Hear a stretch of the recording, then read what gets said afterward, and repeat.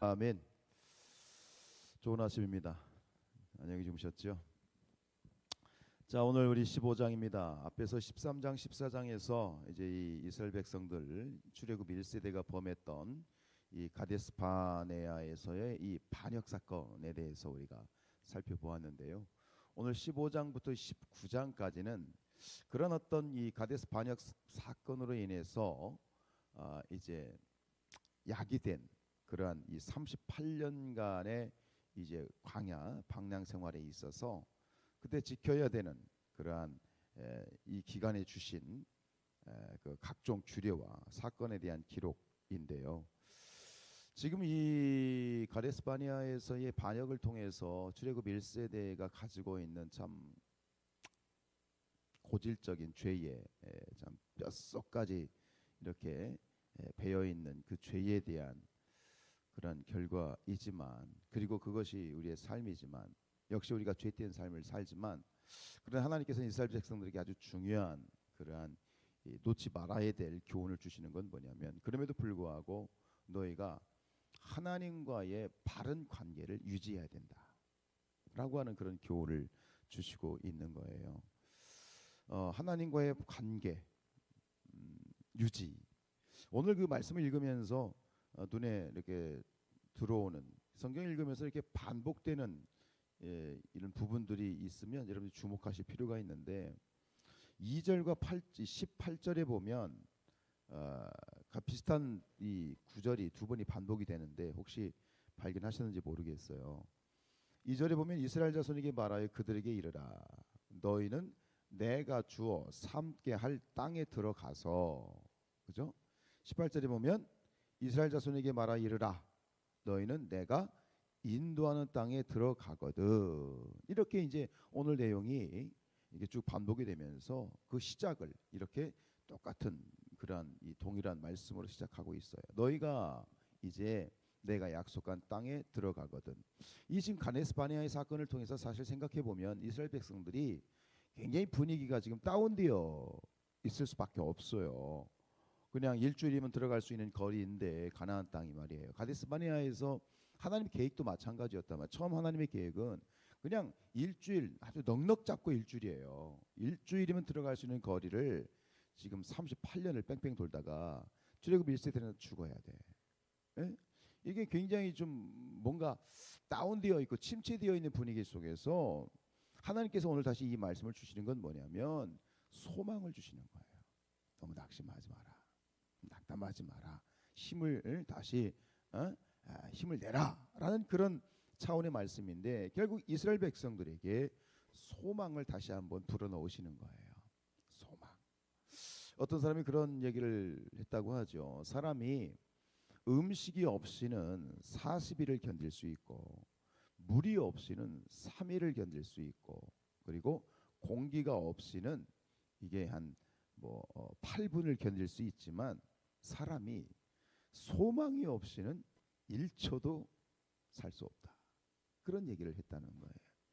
인간이란 존재는 어떤 존재인가? 소망이 있어야 살아요. 소망이, 물이 없어도, 음식이 없어도, 공기가 없어도 견딜 수 있지만, 사람은 소망이 없으면 사실 어떤 인생이 되는 거예요? 죽지 못해 사는 인생이 되는 거예요. 그런 분들을 가끔 보죠, 여러분. 그죠? 죽지 못해 사는 인생.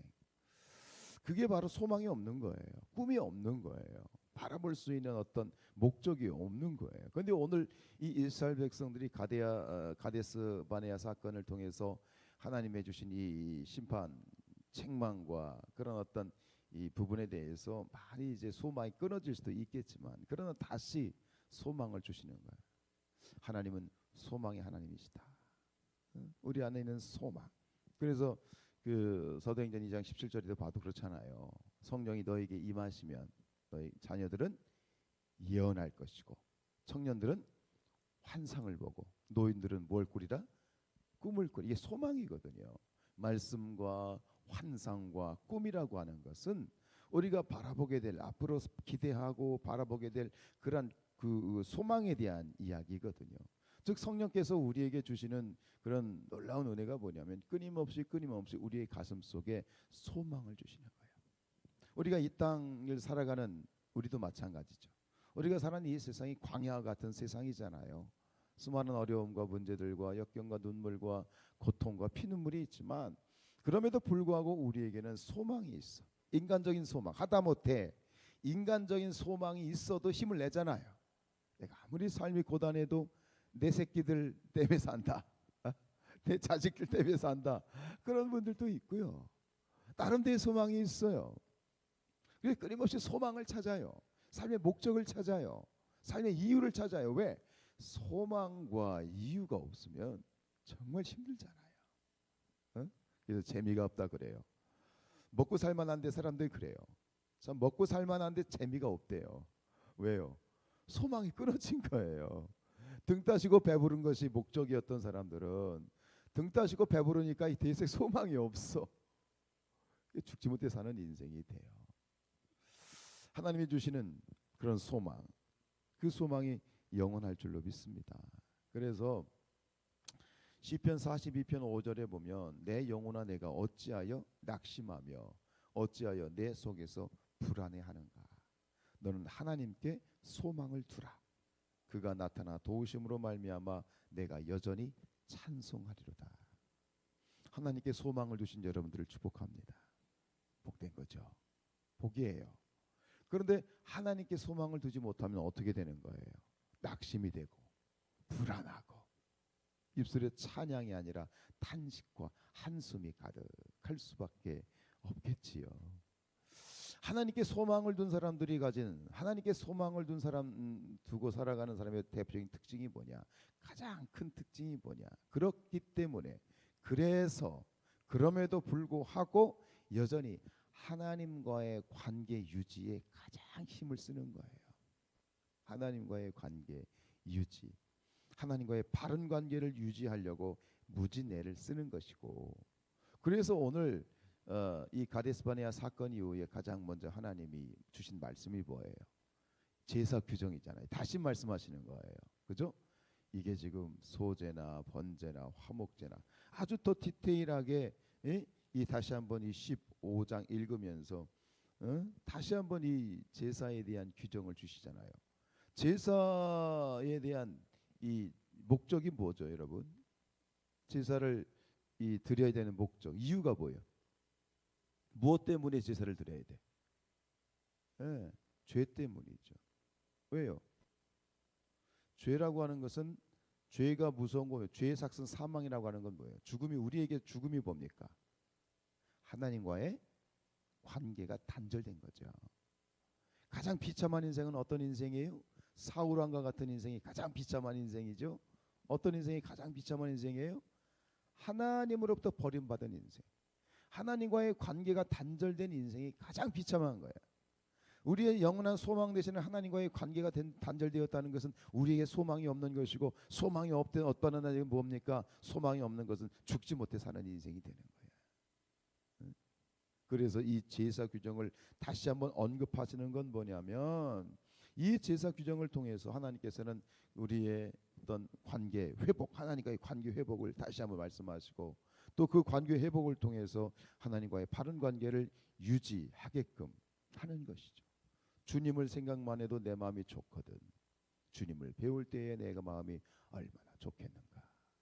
늘 주님을 바라보고 하나님을 바라보고 하나님과의 관계를 유지하고, 그리고 하나님 안에서 살 수 있도록 그렇게 지금 제사 규정을 다시 말씀하시는 거고, 또 마지막에 뒷부분에 보면 또 정말 놀라운 사건이 하나 등장하죠. 32절로 37절에 6절에 보면 이 안식일을 범한 사람이, 안식일에 이제 나무를 하러 갔어. 발견이 됐어. 안식일 규정을 어긴 거예요. 이걸 어떻게 해야 되나? 안식일법을 어겼을 때 하나님께서 어떠한 그 판결을 내리십니까? 그 사람을 데려다가 어떻게 해라? 반드시 죽여라. 반드시 죽여라. 주일 범했다고 반드시 죽여라. 이것은 하나의 샘플이 되는 거예요. 본보기가 되는 거예요. 뭐예요? 하나님과의 이 관계를 깨뜨리는, 이 안식일을 범했다는 건 죄에 대한 것이죠. 죄에 대한 하나님의 태도를 읽어야 돼요. 이 사건을 통해서 하나님과의 관계를 깨뜨리는, 관계를 유지시키지 못하게 만드는 그 죄에 대한 하나님의 태도, 역시 우리도 그런 태도와 그런 하나님과의 마음, 같은 마음을 가져야 된다. 즉 하나님과의 관계를 깨뜨리는 이 죄에 대해서는 단호해야 된다라고 말합니다. 단호해야 된다. 그래서 예수님께서도 그런 말씀하셨잖아요. 마태복음 5장 29절에 보면 만일 내 오른 눈이 너로 실족하게 하거든 빼어내버리라. 눈이 범죄하게 하면 눈을 아주 빼버리래요. 왜요? 내 백체 중 하나가 없어지고 온 몸이 지옥에 던져지지 않는 것이 유익하다. 그리고 30절에 보면 또한 내 오른손이 너로 실족하게 하거든, 오른손이 너를 범죄하게 하거든 찍어버려라, 잘라버려라. 왜? 내 백체 중 하나가 없어지고 온 몸이 지옥에 던져지지 않는 것이 유익하다. 여기서 우리가 읽어야 되는 교훈은 뭐예요? 죄에 대한 태도예요. 하나님과의 관계를 이게 단절시키는 죄에 대한 태도, 죄에 대한 우리 성도들의 태도는 단호해야 된다. 왜? 그래야만 하나님과의 바른 관계를 유지할 수 있다. 지금 우리가 예수님 복음 안에서 죄를 지으면 또 회개하고 용서해 주시지만 중요한 건 뭐냐면, 여기서 우리가 읽어야 되는 건 뭐냐면 하나님과의 관계가 깨어질 수밖에 없어. 내 아내가 있는데 내가 아내가 있음에도 불구하고 다른 여인과 사랑을 가지게 되면, 사랑을 나누게 되면 그 아내와의 관계가 올바로 유지될 수 있나요? 결국 그 관계는 어떻게 되냐? 파국에 이를 수밖에 없어요. 마찬가지예요. 하나님에 대한 관계도 마찬가지죠. 세상의 죄나 우상 숭배에 대해서 단호하지 않으면 결국 하나님과의 관계는 소원해질 수밖에 없고 문제가 생길 수밖에 없어요. 여러분, 우리 신앙생활 가운데 천국을 사모하고 하나님께 소망을 둔 그런 이 삶은 어떤 삶이냐? 결국 늘 가장 우선적인 관심은 하나님과의 관계 유지. 나와 하나님과의 관계 가운데 문제가 있지는 않은가? 관계를 단절시키는 죄는 있지 않은가? 이것에 이제 늘 첨예의 관심을 가지고 바라보는 것이죠. 이 새벽에 하나님께 여쭤보셨으면 좋겠어요. 하나님, 하나님과 당신 사이를, 나와 하나님과의 관계 가운데 그 관계를 무너뜨리는 혹시 죄는 있지 않습니까? 그런 문제는 있지 않습니까? 만약에 있다면 하나님 그걸 보여주시고 그 문제를 단호하게 정리할 수 있도록 힘주시고 능력 주시옵소서. 그렇게 기도하시는 새벽, 이 하루 되시기를 주님의 이름으로 축복합니다. 기도하겠습니다.